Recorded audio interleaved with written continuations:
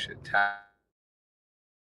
What's good, party people? This is According to Woods, and I have the honor and privilege of calling this guy a friend. And he's actually facing off against another one of my friends this Saturday night in Commerce, California, at the Commerce Casino for UpNext Fighting Championship. He's the only one and the only former LXF Bantamweight Champion, the Belizean Warrior, Albert Morales. Albert, what's going on? Nothing much, man. Just enjoying my final day before I gotta cut this last bit of weight. But honestly, I'm not stressing too much because I'm not cutting that much. You know, I moved up to 45 and life's been good. I'm just kind of rolling around with my friend Emily. She's also Black House's videographer and photographer, head of our social media. Head of our social media, and she's been helping me out, helping me get. Right now, we're gonna go pick up my fight shirts. Just now, I just got a haircut. So just vibing, getting ready for war, man. I like it. Shout out to Emily for helping the team get it done. That's tremendous. It's absolutely tremendous. But I mean, speaking of Black House, you know, you're fighting Terrion Ware, and we were kind of talking off air, talking the last time I saw you. You know, theoretically speaking, it's not out of the realm of possibility to say that you and Terrion are arguably two of the best bantamweights that the Southern California scene had produced in the last, 10 to 15 years, and you guys are fighting featherweight. You two have both trained together on like open mat, days at Black House and everything. So it's kind of wild that, this is happening. Yeah, I mean, it's a little wild, it's a fight that I wanted a long time ago. I'm not. I don't think he wanted it, but I definitely wanted it a long time ago.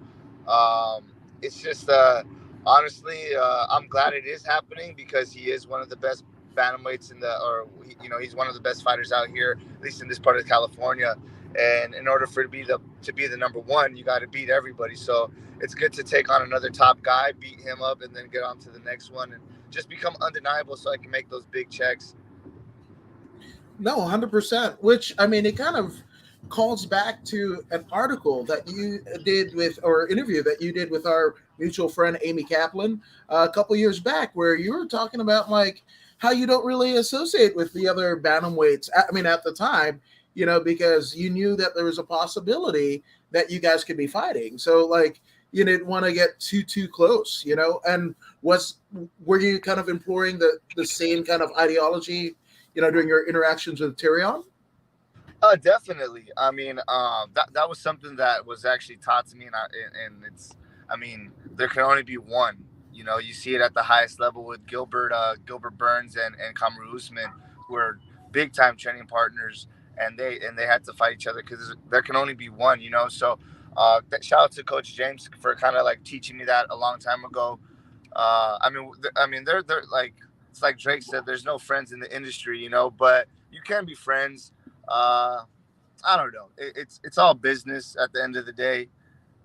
I train with whoever I want to train with. I actually train, I get a lot of training with a lot of the up and coming guys, and I know he does too because he's at CMA with a lot of those guys, and they have a killer amateur team, and we have a bunch of killers at our gym too. We got it's Black House, oos, but I don't mind training with 35ers, 45ers now that I'm a 45er. I don't mind training with anybody. I'm over that, but still, like, anybody can get it, and that's not a diss to anybody, but I'm on a path. I'm trying to bring my team up. I'm trying to feed my kids. I'm trying to feed myself. So it's nothing personal. I just want to be the best, and I want to fight the best. And that's if you're I heard a fighter once say, like, I don't care about like championships or whatever. I just want to get in there and fight. And I'm all like, especially what we know now with like what you go through as a fighter, traumatic brain injury, all of these things, right? Like, you want to get in and get out. Yes, it is a lifestyle that you can employ even after your fight days are over. Herschel Walker only fought a couple times, theoretically speaking, but that dude is still doing push-ups and all of the jiu-jitsu stuff even to this day into his 60s, right? So like, it's a lifestyle, but if you want to make a career out of it or an opportunity, as Dana White would say, like you want to fight the tippy top as soon as possible and get those eyes or checks cash, theoretically speaking, as quickly as you can. Facts. Two things off of that right there. I tell my students that train with me, or the guys that want to fight and stuff like that. When you guys are training, you're actually learning a trait that not a lot of people have. So not only are you like trying to better yourself as a fighter, but you're also learning something, and you can use that, like you said, and stay in the game and teach and help other people. Help your kids be more confident and stuff like that. So, martial arts is a beautiful thing like that, and I recommend everybody to come try some type of martial art. And then there was something else I wanted you to touch on. You said, I forgot. Maybe it'll pop up later on, but I don't know. Did you ask me a question? Yeah, it was, well, I guess I would kind of piggyback on it, like, obviously not that you and Terrion would beef or anything like that, but like, could it potentially be, after, the fight is over and the championship goes whichever way it goes, like there's a lot that you guys can both learn from each other. Like now, does it make it a little bit easier now that you guys have fought and maybe, like, oh, now we can work together? Because that happens a lot. 100%, 100%. I have no beef with Terrion. Like I have a lot of respect for Terrion. Terrion's a father. He's an MMA fighter. He's chasing the same dream as I'm chasing. He's made it to the big show. I've made it to the big show. I mean, there's a little bit of history between us two, and honestly, like, what is it? Water under the bridge. I forgot about that. The day that I knew we weren't gonna fight, it was done. I kind of forgot about it, and that was it. But now that this fight kind of resurfaced, I started remembering. Like I watch his interviews, and I kind of remember why I wanted to sock him in his face so bad. But it's nothing personal. As much as it sounds like that, it's not. I'm not coming into this emotional. I don't, I'm just going in there to move up the ranks and get to where I want to be. That's what it was, right? Fighting for me, right? I'm 31 years old. I've said this since I started my career. I wanted to retire at 35. Obviously, I didn't think I was going to be outside of the UFC at this point. I would still be in the bigger shows, but God works in mysterious ways. And honestly, I'm happy to fight for UpNext, and I'm happy to be their first champion. I'm happy to be a part of everything that they're doing. I see big things coming from them. But with this 5 years, this is all about my legacy. It's more than like, some guys say they just want to fight just to fight. Like, sure, I want to fight, but I want to fight the best in the world because I want to prove that I came, I saw, I conquered, and I did everything I said I wanted to do. And I've done that for the most part. I made it to the UFC saying that's what I want to do, but I think I shut my goals too short at that time. I was so young, I didn't really believe that was possible, and now I know what's up. So I'm gonna give it my all, and I want to fight the best. I want to. I'm a 45er, and it might sound crazy, but I'm looking at Volkanovski in a distance. How great would it be to be the guy that and that's what I'm excited about. So it might seem like far away, but you never know, man. I made it to the UFC in 3 years with no experience, so all it takes is just one run. I'm one fight in. Now I got to take Terrion out, and then we'll see what happens next. We got a lot of UFC guys on this card. They're 35ers. I want to fight a real 45er after this, but whatever God has planned, that's it, man. I'll be ready for it. I dig it. And Mick Mack, a friend from the After 83 Weeks podcast with Eric Bischoff, which will happen later today, says, I'm going to do it justice. I think it's the Bing Bong way, but hi, baby. That's right. I don't know hey, if baby. Yeah, the Bing Bong. Yeah, he calls out a particular president and what have you. Take me out to dinner. The thing. Search the internet if you want to. No, but you know what? This is a fight that really writes itself, right? Because you guys, are both accomplished. You guys have fought on bigger shows like Bellator and the UFC. Not to say smaller shows, because again, when the aches and pains happen, you're not going like, oh, that's not a bad injury because it happened on a regional show or whatever. No, it's all relative, right? But the fact that you guys have traveled similar paths and seen the good and bad that MMA has brought to your life and family, and even especially your bodies, it almost writes itself like this. You two fighting for this inaugural championship, it's kind of amazing, and it's pretty indicative of like up next fighting, right? Because it's like we're gonna see who's up next, who's up to the task, and you guys are setting the tone for anybody who carries that championship after you. Yeah, that you made that sound really badass, man. Especially because like it's cool because Black House, it's always been a hub for people to come train. Like not too many people stay at Black House. They're not as crazy as like some of us Black House fighters. Like it's pretty hard to stay there every day because of how hard we push and we grind and how hard we beat each other up. But it is a hub where other fighters will come, other coaches will bring their fighters to come and spar and stuff like that. So I've had the opportunity to train with a lot of good guys, like the Armenian crew over there, man. They're coming to bring some heat, dude. And a lot of young up and comers, man, like a lot of amateurs that I'm going to train with are going to be on that card. And you know what? It's crazy as it sounds, man. You never stop learning. I learn something from them. They learn, so I get to share something to them. And we help each other grow. And it's cool to share a card with them. Like my goal is to. There's a couple of fighters that I train with that I would love to share a card with. Christian Dinero, DeGuerro, my boy Anthony the Bully Romero, Zoboy the Panther, who are younger in the game, who I would love to share a card with. So it's kind of cool to be that kind of to headline a card and be that example to them and kind of be the forerunner or the leader of the pack, right? Because I'm gonna be the UpNext champ, and I'm gonna make statements, man. As long as I'm here, I'm gonna bring the crowd. Air Morales is gonna be in full effect, and so it's gonna inspire my younger guys to go out there and show out and do their thing, man. You're seeing me right now, but wait till you see the Bully in there, man. The Bully's a nasty kid, man, and also Christian Dinero DeGuerro. Wait till you see that guy. He's starting to grow up every single day, man. And I'm seeing him change, and when it's his time, it's going to be his time, and I'm excited to see that. But I'm definitely excited to be the guy to lead the pack. I absolutely love it. I absolutely love it. Which I kind of want to step on, like the fact that you came in as a kind of a young gun. You were kind of had to try out through the Black House. You were the young gun, and then now you've assumed a mentor role, right? How's that transition been for you in your overall career? It took me a little bit of a while to realize that was going down because I'm so focused on, MMA. I was told by one of my first coaches, Brian Rochbrack from Elite Training Center, MMA is a very selfish sport. And I didn't really realize that because I was like, oh, I'm fighting for my family, though. But it does take a lot of selfishness where you have to kind of isolate yourself and only kind of think about yourself because no one's going to care about you like you care about you.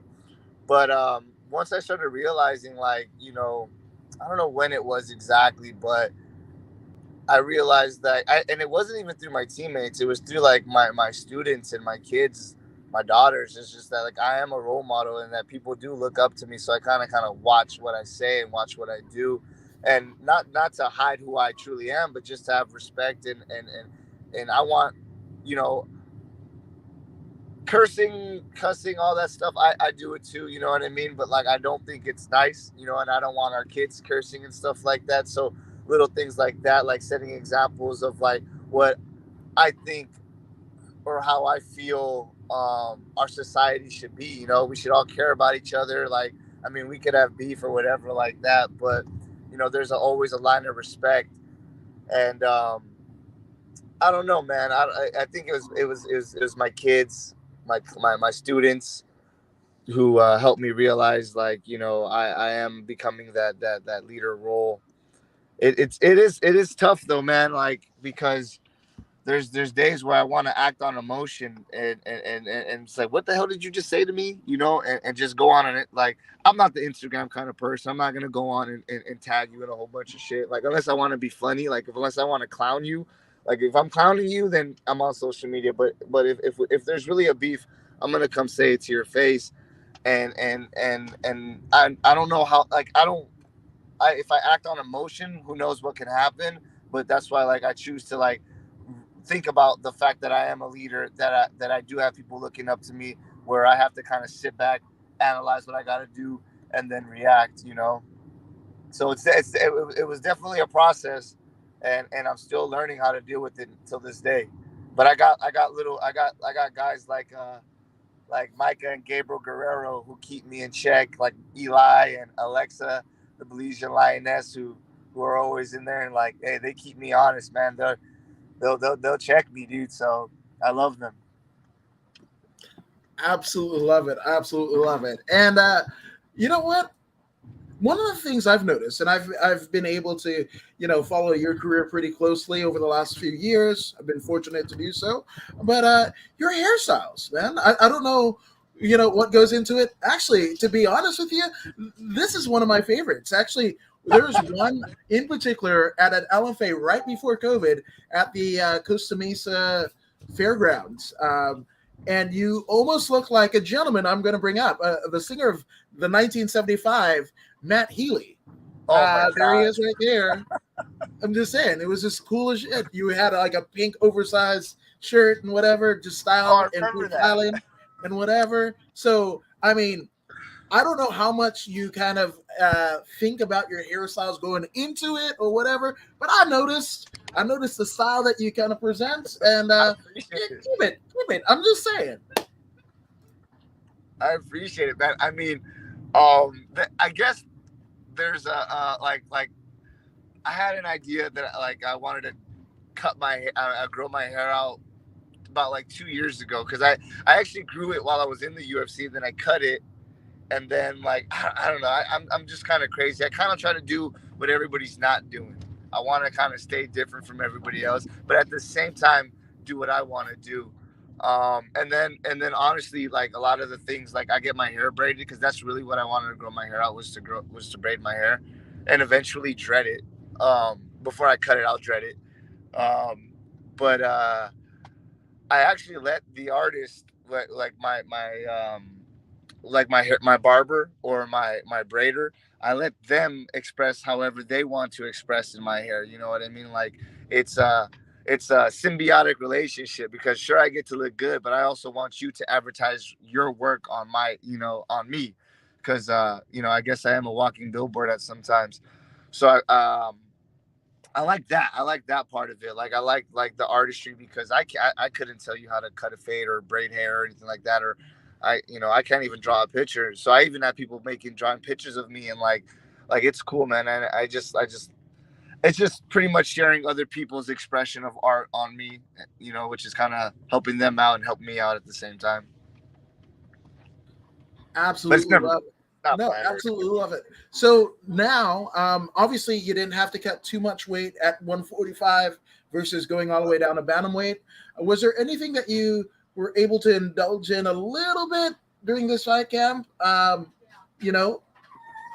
I had acai yesterday. That's good. I had acai yesterday, bro. Like I had breakfast today, oatmeal with blueberries and bananas. I'm still drinking water. Like life is good, dude. Like I'm not tripping. The jump to 45 is probably the best decision I've made. A lot of people, I don't know, whatever they like. I mean, even people in my circle had me like. I mean, they weren't doubting it or they didn't oppose to it, but they asked me, why, what are you doing, like you've already built this that, like just to ask why, just to ask, for me to think about it. But the jump to 45 was honestly the best decision I made. I feel really really good. The fact that I'm not having to worry about cutting weight, like look, I'm driving around handling errands right now for my fight, like where I would normally be probably hitting the row or stressing to make it to practice and still trying to do this stuff. But now I'm not worried about that. I'm just focused on fighting, focused on this stuff right now. But all I had to do was just focus on training, staying healthy, and preparing for Terrion. I didn't have to worry about this dread weight cut. And another thing is that like I feel nourished. I feel like I have energy. Like I'm probably gonna work out to cut. I have like 5 pounds to lose. I'm probably gonna work out to lose that. I'm not gonna have to sit in the sauna for anything or sit in an Epsom salt bath. I'm not cranky. My daughters don't hate me, like because when I cut weight, like I'm just this cranky guy, and like I remember one time I went to pick up my daughter. I was fighting. It was my last fight, my last 35 fight. I was picking up my daughter, and she was heavy, man. My daughter's 11. She's 10 years old, going to be 11, so she's getting big. But I should be able to pick up my 11-year-old. I'm a freaking athlete, you know. And I picked her up, and she was heavy, and I was struggling. I was like, you know what, dude? There's no way I'm gonna keep this up. I need to move up. I was thinking about moving up to 55, honestly. But then I told George, I saw George at Celtic Gladiator, and I was like, hey, George, like, I'm ready to fight, but I'm not going to fight at 35 no more. I want to be a 55er. And he's like, yo, dude, slow down. Like, I like you, dude. I don't want to see you get hurt. Like, let's do 45, and, like, we'll try that, and we'll try and move up. And, like, and I was like, all right, cool, we'll do 45. And then, like, a bunch of my mentors are like, yeah, chill out with the 55 or 50, go to the 45, and we'll see how that goes. And so, honestly, like, there's no need for me to go to 50 or 55 or whatever the lightweight class. But I mean, the older I get, the heavier I'm gonna get. So who knows? I'll still go up to there eventually, maybe. But right now the focus is at 45, and I'm loving it. No, 100%. I mean, as they say, there's levels to this ish, right? And doing that dramatic of a weight, versus, I mean, you might naturally walk around at 55 or what have you, but facing somebody that has been there for the last couple of years, yeah, it's different. It's different, man. There's a different power, and that's why, like, I'm so. I mean, I hit harder at 45 for sure. I'm hitting a lot harder. My tank is a lot. It can, like, I'm like, I hit 20-minute rowers at least 3 times a week. At least, on top of that, training, going to jiu-jitsu, grappling, everything, man. I have energy. I'm strong, but I still want to fight a 45er because I don't know. Like, I mean, I've sparred with 45ers, but to fight a 45er, see what that's like, that's what I want to see. I want to test myself against that, before I get too cocky or anything like that. But honestly, man, skill beats everything. As long as you're prepared, staying sharp, conditioning's on point. I'll fight anybody. Just got to be smart. That's all it is. I got to make the right moves. I love it. I love it. Speaking of moves, Charles the Professor Wilton saying, hey guys, what's up from Canada? Mac is from Australia, so we've got an international panel here. So this is great. But obviously, I know you're running around and what have you, getting ready for Saturday at a Commerce Casino for UpNext. But one last thing before I go, in the words of the immortal Hoobastank, for those who haven't already done so, to follow the Belizean Warrior, how can they do that? Social media, my main platform is Instagram, and that's a Warrior135 UFC. That's probably, like, my main one. I'm on Twitter, but I lost my lockout, so I'm gonna have to start my own one, and that one won't be verified, but it's all good. I ain't tripping. I wonder if I could access that verified profile and sell it. That'd be tight. But we'll see. That's about it, man. I mean, come down to Black House, DM Black House if you want to train. If we have night classes Monday through Friday, and then we have open mats on Sundays. If you guys want to come train under me, learn some stuff from me, learn some stuff from my teammates, Sabina, Miguel, Ilan, come down there. That's a good way to contact me or get a hold of me.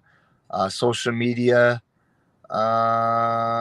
Facebook, Albert Morales. That's about it, man. And follow UpNext. I love it. I love it. And even in Charles's case, he says, trust me, good choice. Muscle mass, too. It makes a huge difference in class, in fighting. And obviously, Charles is a wheelchair boxer up in Canada, so he knows a little bit of the fisticuffs as well.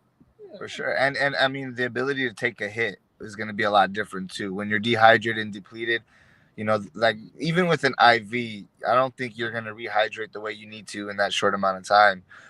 So it's like, for sure, like, just the way I'm going to be able to take hits, the way I'm going to be able to give hits, it'll be a problem at 45. I'm excited.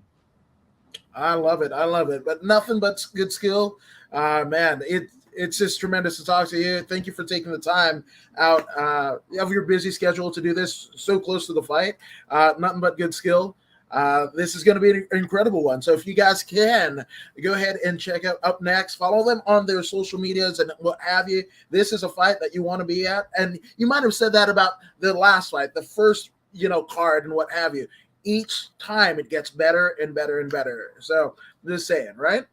Facts, man. Each time I'm gonna get better and better and better. Last time was the flying knees, then it was the Superman punch. This time it might be. I'm not gonna tell you too much. I just showed you a little bit too much, but it is what it is. Yeah, check it out. Oh, Yeah. also, if you can't make it, right, because we got some international people on the live Fight TV app. We're gonna be live on Fight TV app, and it's like triple header too. I think they have a boxing event, MMA event, and pro wrestling event. So check it out, Fight TV. Absolutely. And that I absolutely know because somebody who you and I both recognize that's actually on the outro of this will be on the wrestling part of that Sunday triple header, right? And that would be none other than Zeta Zhang. So again, thank you guys for joining us. Thank you, Albert, for joining us. Go ahead and subscribe to the podcast on Facebook, YouTube, and Twitch. Also on bodyslam.net and all of their channels as well. But if you don't believe, Albert, I mean, you're subscribed to the podcast, aren't you? I should be. If I'm not, I'm about to do it right now. Hell yeah. Dude, Mario Yamasaki's not let him die, but the hearts. But thank you for joining us. Subscribe to the podcast. If you don't believe me, you don't believe Albert. Well, let's talk to somebody who's on the Sunday portion of the triple header, Zeta Zhang, and she'll help convince you. Hey, this is Zeta Zhang. Make sure you subscribe to According to Woods YouTube. Yep.